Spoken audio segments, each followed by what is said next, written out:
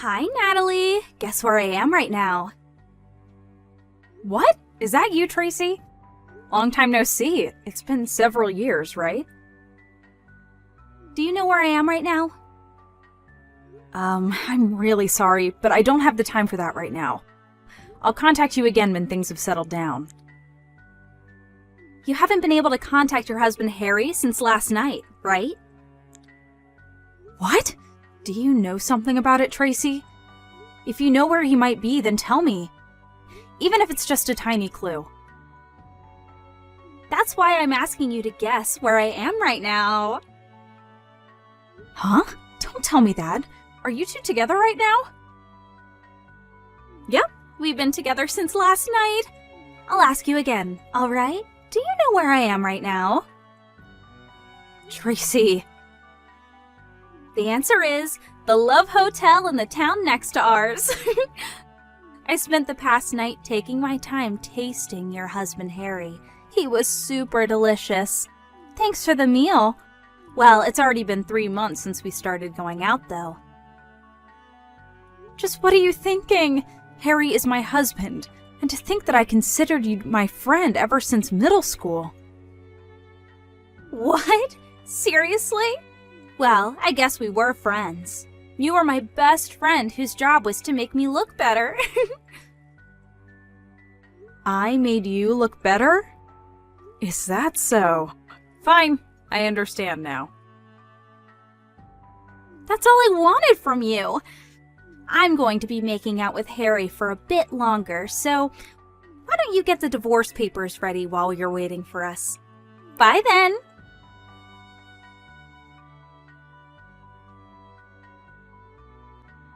Hi, Natalie. Thanks for divorcing Harry. But don't you think asking a friend to pay an alimony is a little mean? You could have at least made it cheap since we're friends. The alimony I made you pay was a fair amount, and I was just expressing my legal right. Alimonies aren't made cheaper for friends. And we aren't even friends anymore in the first place.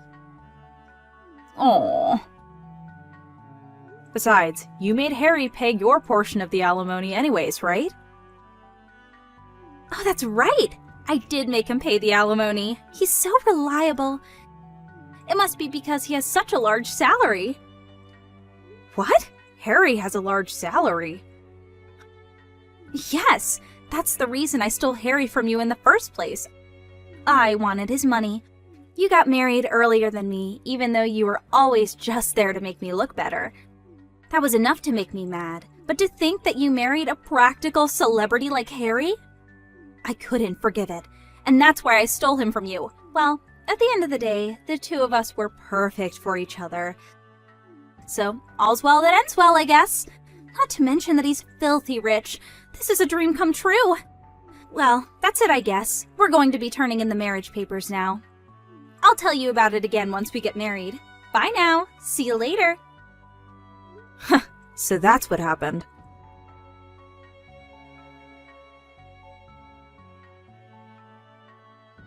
Hi, Natalie. We just turned in our marriage papers. Now I'm the celebrity wife of a rich man. Not only that, but I received a $20,000 diamond ring from Harry. What? A diamond ring? Yes, he told me he wanted to go to the park next to the city hall before turning in the marriage papers. And I was wondering what he was going to do, and we're getting married so fast and everything's super hectic, so this is my only opportunity to give you this, he said, while standing in a tree shade and swiftly pulled out a diamond ring from his pocket. He then put it on my left ring finger. Is that so? Well, I guess you must be happy. Sorry for stealing such a rich man from you. I know it was probably the best thing to happen to you in your life. I'm just glad because you seem happy. What? Ew! What's with that reaction? You're actually seething with anger and jealousy right now, aren't you? I know you still have feelings for Harry. Moving on then. I need to move my stuff to our room in the high-rise condominium since I'm going to be living with him from now on. What? A high-rise condo? Yes, you already left, right? Well, I guess so. I don't want to continue living in that room considering the future. Huh? I said me and Harry are going to be living there from now on. We're already on the first floor of the building, so bye!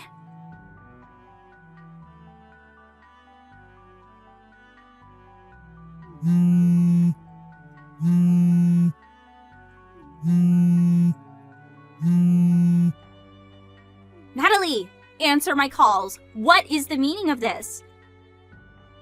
What? I can't get into the high-rise condo anymore. You mean you can't get past the auto lock? Yes! Harry says he doesn't know why either.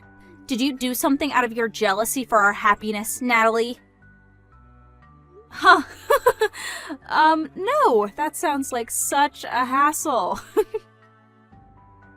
Then what is the meaning of this?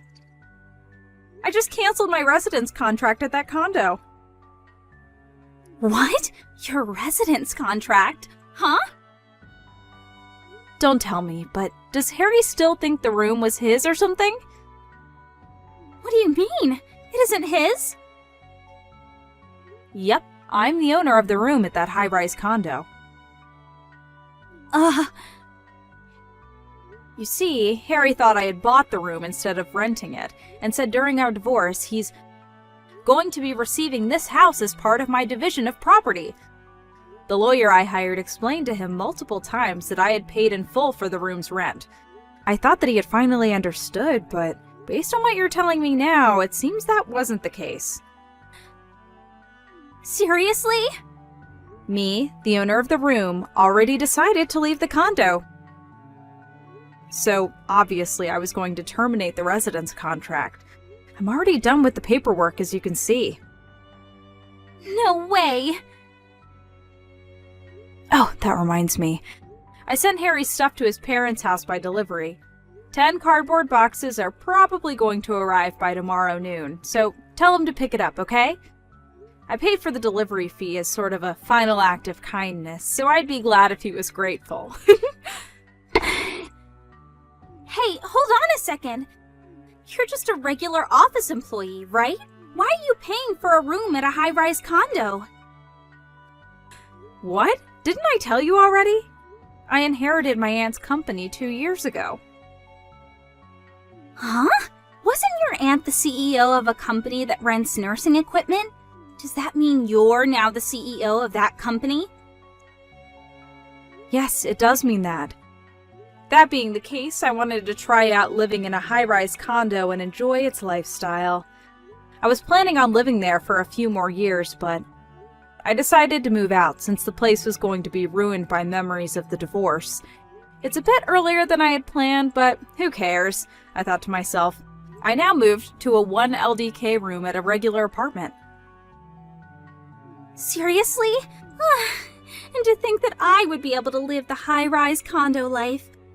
Not to mention that you are actually now rich. That just makes me even more annoyed. This is my life now. It won't change no matter how much you complain. Well, fine. At least I have Harry, who's filthy rich on my side. All we have to do is find a room in another high-rise condo. I think that might be impossible. Why? He's rich, remember? Well, no. He's actually unemployed. What? He quit his job half a month after we got married, you see. This is part of the reason why we only got married on paper, but never actually had a wedding ceremony. After that, I found out that he was cheating on me with you, and he was forced to pay me an alimony. He probably has no money left at this point, you know? What? But he has enough money to live in a high-rise condo. Are you actually dumb or something? I already said that I was the one paying the rent for that room. Besides, didn't you ever ask Harry what kind of job he did? Don't tell me you married him without even asking him what he did for a living. But I don't care what he did as long as he made money. Wait, that reminds me. He just nonchalantly gave me a $20,000 diamond ring for our marriage. He probably has some sort of side business that he didn't tell you about. And this side business makes a lot of money. Is that diamond ring this one? What? Natalie, what's the meaning of this? Why do you have a picture of my ring? He was supposed to have bought it after you two got divorced. That's my ring, you see? What? It's a cubic zirconia ring that I bought for myself. Cubic zirconia? It's a name of a stone that looks like a diamond, but is actually relatively cheap. The price of the ring was $20, by the way. $20? What do you mean? It's true that I do have a $20,000 diamond ring in my possession, given to me by my aunt. But it's scary to have something that expensive lying around the house, so I have it stored elsewhere. Then this $20 ring is what? I found it on an online shop, and it looked like the ring that my aunt gave me, so I bought it thinking that it would be a good decoy. I couldn't find it ever since I moved, so I thought I had lost it, but I didn't notice that Harry stole it. What? What he did is probably just theft, but it's not like I want it or anything, so I'll give it to you, Tracy.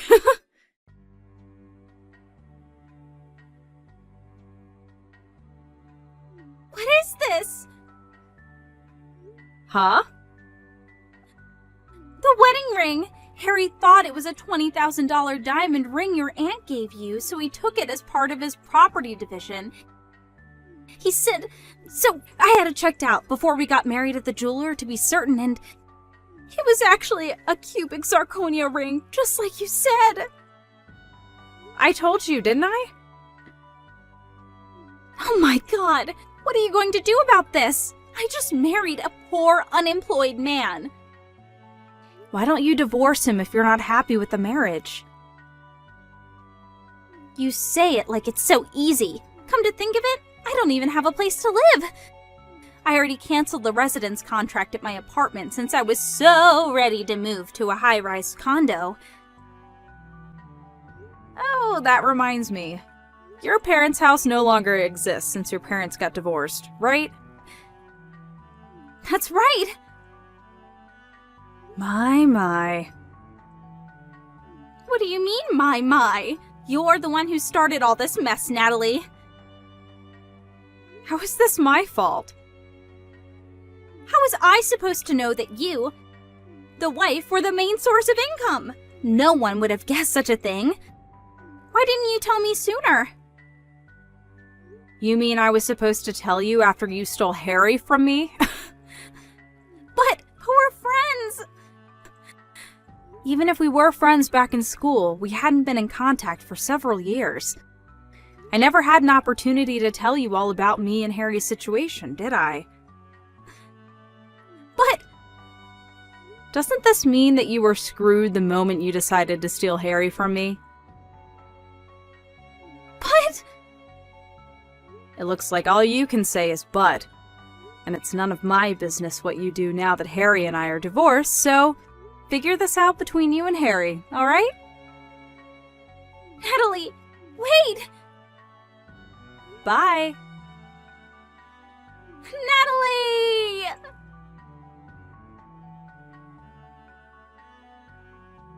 Tracy and Harry were saying that they had nowhere to live now that I'd moved out of the high-rise condo. But it seems they remembered that I had told Tracy that I sent Harry's stuff to his parents' house, so that's where they went the next day.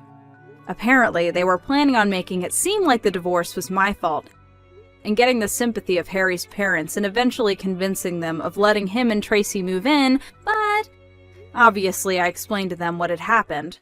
After all, I was sending them a bunch of stuff. The two arrived at Harry's parents' house not knowing that they already knew what had happened and started spewing their lives, which made Harry's parents even more furious. Harry's father, absolutely enraged, arranged and put into motion an improvised plan. I handed over the two of them to my friend who's a fisher, so they won't be coming to land for a while, I think. he said. I imagine they were sent out on a deep-sea fishing boat, but I didn't think any further.